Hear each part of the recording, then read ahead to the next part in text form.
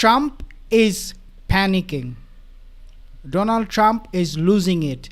He is panicking. The report states, there is this report that said 3 MQ-9 Reaper drones, this is why Trump is panicking, have been destroyed by Iran within a 48 period of time, with additional reports of 2 more drones downed on Friday. In Kuwait, there is this report that said 5 Americans were injured during an Iranian missile strike on an airbase in Kuwait, following a U.S. strike on Bandar Abbas. And when that strike came on Bandar Abbas, I mentioned that Iran will retaliate, and retaliate very hard because of this moron-in-chief in the White House. Now, the report asserts that the Trump administration, and I'm quoting from a report that I have received on my desk, that the Trump administration and CENTCOM are suppressing information regarding these casualties and losses to maintain the appearance of a successful ceasefire and stability for stock market and political reasons. 3 things why Donald Trump, his administration, is lying. Number 1 is because they want to come across as successful. For them, their ego is more important than the country. Number 2 is because of the stock market collapse. We know United States economy is suffering because of this. Oil price is now skyrocketing. I think per gallon at the gas station, it costs you $4 or $5 in the States now. And number 3 reason is because of politics. It is all about politics. He is making sure that he wins the midterm election. Stock trading allegations. This report claimed that Donald Trump has been highly active in stock trading during the conflict, allegedly leveraging information to manipulate the market. By the way, guys, I'm just doing it a live stream. I don't really do live stream, but I have started doing it more often. So if you are not happy with this, let me know what is wrong with this live stream, with the audio, video, anything.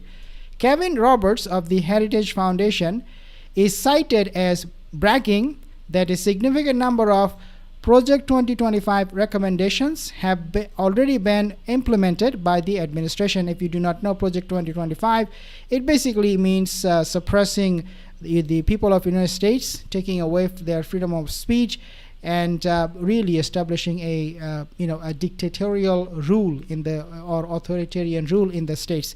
Take a listen at this report first. A 2-hour meeting ended yesterday with little clarity as to whether the president will move forward with this memo of understanding. A White House official telling Fox President Trump will only make a deal that is good for America and satisfies his red lines. Iran can never possess a nuclear weapon. The president has maintained his key asks, which not only includes preventing Iran from obtaining a nuclear weapon, he also demanded unrestricted shipping traffic in the Strait of Hormuz and the removal of mines in the waterway. And regarding Iran's highly enriched uranium, the president says the stockpile, sometimes referred to as nuclear dust, will be unearthed by the United States, which it is agreed is the only country, along with China, with the mechanical capability of doing so in close coordination and conjunction with the Islamic Republic of Iran, plus the International Atomic Energy Agency, and destroyed. Okay, so Iranian nuclear dust, quote-unquote nuclear dust, that Donald Trump is talking about is just coming from one person only in the entire universe, and that is Donald Trump himself. This is why I have said he's talking to himself. Somebody is whispering in his head, because Iran did not talk about this nuclear dust. They said this is our sovereign right, we will have it. Trump said you cannot have it. Even the 60% enriched uranium, you cannot have it in your country. Iran said, okay, we're not talking about that, we're just talking about Strait of Hormuz. Let's focus on that. You want me to open Strait of Hormuz? Then let's talk. Don't talk about nuclear weapon. Trump is bluffing. He's just lying to the American people, trying to sell this war by hyping this, that Iran has nuclear weapon and that they're gonna destroy our country. They're a big threat. No, none of those things. So obviously this is what he is trying to sell to the American people in order to justify this war. Now, MS now confirms Trump's capitulation. You have to listen to this report. Very, very shocking. The new deal is a massive victory for Tehran. Iran keeps its nuclear program and controls the strait. Trump is desperate to end this disastrous war. He is preparing to sell a humiliating strategic defeat as a win. Take a listen, because again, as I said, something shocking. The way they have said it, it's really unbelievable. Yeah, this agreement is so weak. The fact that the president is even considering it suggests how desperate he is to simply move on from all things Iran. And let's be clear, more than anything, this is simply an extension of the ceasefire. This isn't really a deal. It is an MOU, and yes, it theoretically would open up the Strait of Hormuz. That would be the one significant piece, and the one thing that would be a win, let's say, for Americans. But even that has lots of caveats. Let's see if it stays open. Iran has shown they have the ability to menace that strait at any time, including in this past week. We have seen spasms of violence along that key waterway. But everything else, at least in this MOU, is pro-Tehran.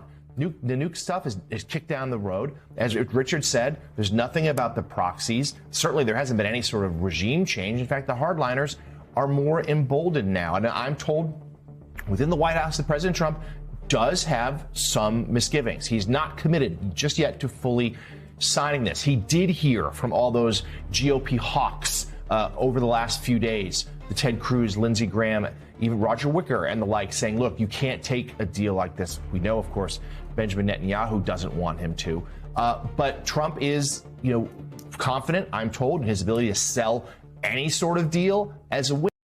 Wow, that's so shocking. He's willing to sell any kind of deal. He is willing to capitulate Donald Trump. He will do whatever it takes. Trump looks at the record of the Obama administration. He fears being compared to it. He is very close to cutting an Obama kind of deal. Even actually, this is going to be much worse. And he knows that bad news for him. That's bad news for him. If you unfreeze these assets, as appears to be, as is discussed in the press, okay, an element of this agreement, you would simply strengthen the hand of the Revolution Guard IRGC, completely contrary to our interest. Again, coming from John Bolton. Take a listen at what he's saying here. I will guarantee he's focused on the midterm elections. I think he's very worried about it. He's in a situation where he doesn't know what to do. He would like to have some declaration of victory, some evidence that he can say, I've achieved all our objectives, and now we can allow the Strait of Hormuz to open to alleviate economic pressure in this country. But he looks at the record of the Obama administration. He fears being compared to it. He's very close to cutting an Obama kind of deal, and he knows that's bad news for him, too. Do you think the deal will look like the Obama-era nuclear deal? Well, again, we don't have a document we can really analyze, but there's a lot of talk about setting up a huge investment fund in Iran to be funded with frozen Iranian assets. I think the frozen Iranian assets in a perfect world, yes, we would use in Iran, but not with this regime. If you unfreeze those assets, as appears to be, as is discussed in the press, an element of this agreement, you would simply strengthen the hand of the religious fanatics running the revolution. Yeah, you will strengthen, and you have really no other choice but to do so, because right now, United States under Donald Trump, it's game over for them. They can do nothing, absolutely nothing, to change the course. But of course, they don't understand how their rhetoric is being used against them. For example, Donald Trump talking big about winning this war. Pete Hegseth talking big about winning this war. Iran is not liking it, and it is not helping with the situation. But again, they brag about it, they lie about it, and now Trump is reportedly about to hand them $300 billion to end a war that he started but can't win. This is what losing a forever war looks like. Now $300 billion, according to this report, will be sent to, or will be something that Trump will negotiate Iran with. But for Obama, it was $1 point some billion. I want you to take a listen. The United States is going to have to promise Iran upwards of $300 billion. Barack Obama was attacked for a $1.7 billion payment, and now we're talking about $300 billion. The reason I think President Trump is looking at taking this deal is he does not have a good alternative. He tried to bomb Iran, he tried to blockade Iran, he tried to bully Iran, and he is stuck. So this may be the best of the very bad outcomes available to him, and it just shows you what a misbegotten war this was from the beginning. The United States is was just a complete and utter disaster for Donald Trump. He was not prepared for this war. He did not care about preparing for this war. He did not care about the United States economy. He himself said that the only thing that really matters to me is Iran's nuclear program. I do not want them to have it. This guy is unhinged. He's complete lunatic. He doesn't know what he's doing, and he's just paying a hefty price for it. Now I have another report here. Trump says he will lift the naval blockade. Breaking. Meanwhile, Fox News questions his move.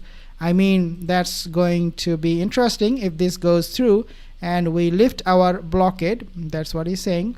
How do you determine whether or not oil tankers from Iran are also getting out?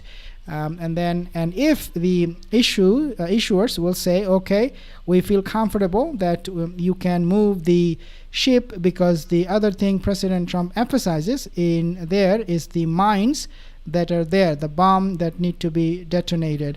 Take a listen at this one from Fox News. That's going to be interesting if this goes through and we lift our blockade and everyone can leave this area. How do you determine whether or not oil tankers from Iran are also getting out in that opening of the blockade? We're going to learn more today. And if the insurers will say, okay, yes, we feel comfortable that you can move the ship, because the other thing President Trump emphasizes in there is the mines that are there, the bombs that need to be detonated. We've done some, but he's saying Iran, you have a role to play here as well.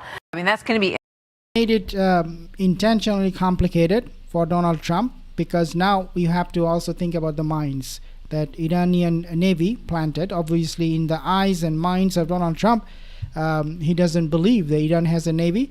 But of course, they proved it that they have a navy by attacking Kuwait, by attacking those United States military assets in the Strait of Hormuz.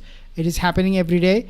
Donald Trump is lying, nevertheless, continuously lying and seeing really no end, of the tunnel, and it is just becoming worse and worse. I have a comment here. Eno, thank you so much for joining this